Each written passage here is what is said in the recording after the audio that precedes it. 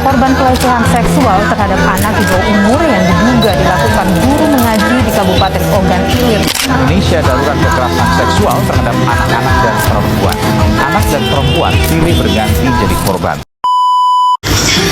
Program pencegahan kekerasan pada ibu dan anak. Kami dari kelompok 7 yang terdiri dari Adelia Rizka Yolanda, Alfiah Damayanti, Anista Yuniarsi, Dwisti Septiani, Mona Intan Lestari, dan Novia Fizri Astika. Kekerasan terhadap ibu dan anak merupakan permasalahan yang keberadaannya masih sangat memprihatinkan. Padahal perlindungan ibu dan anak dari segala bentuk kekerasan pada hakikatnya merupakan salah satu bentuk perlindungan hak asasi manusia sebagai suatu hak yang melekat pada manusia sejak di dalam kandungan. Kementerian Pemberdayaan Perempuan dan Perlindungan Anak Republik Indonesia mengkategorikan kekerasan terhadap perempuan dan anak ke dalam beberapa jenis, yaitu kekerasan fisik dan kekerasan psikis.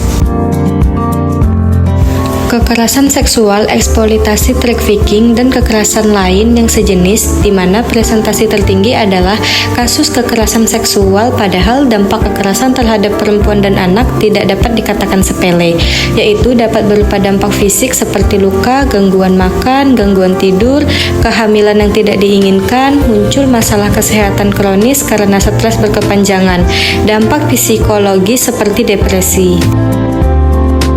Kementerian Pemberdayaan Perempuan dan Perlindungan Anak dan UNICEF telah meninjau data kekerasan yang ada untuk mengidentifikasi beberapa penyebab atau pendorong yang mendasarinya. Ditemukan beberapa faktor seperti kebiasaan yang menganggap bahwa disiplin fisik dapat diterima, sikap budaya yang membenarkan kekerasan dan praktik-praktik yang kasar, kekerasan melahirkan, kekerasan anak-anak miskin lebih rentan, dan kurangnya dukungan keluarga.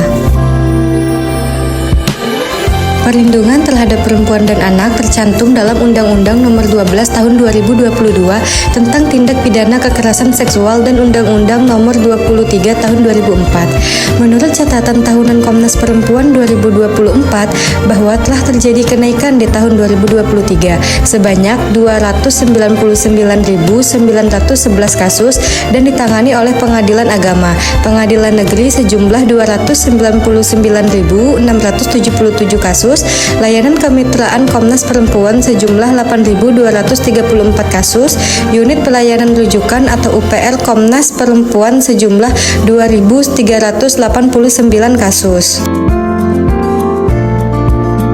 Pelaku paling banyak tercatat adalah laki-laki. 30% berasal dari keluarga anak seperti ayah, saudara laki-laki, paman, saudara ipar. 60% berasal dari kenalan seperti tetangga, kenalan keluarga, pengasuh. 10% berasal dari orang asing yang tidak dikenal pedofil. Program perlindungan anak yang sedang berjalan.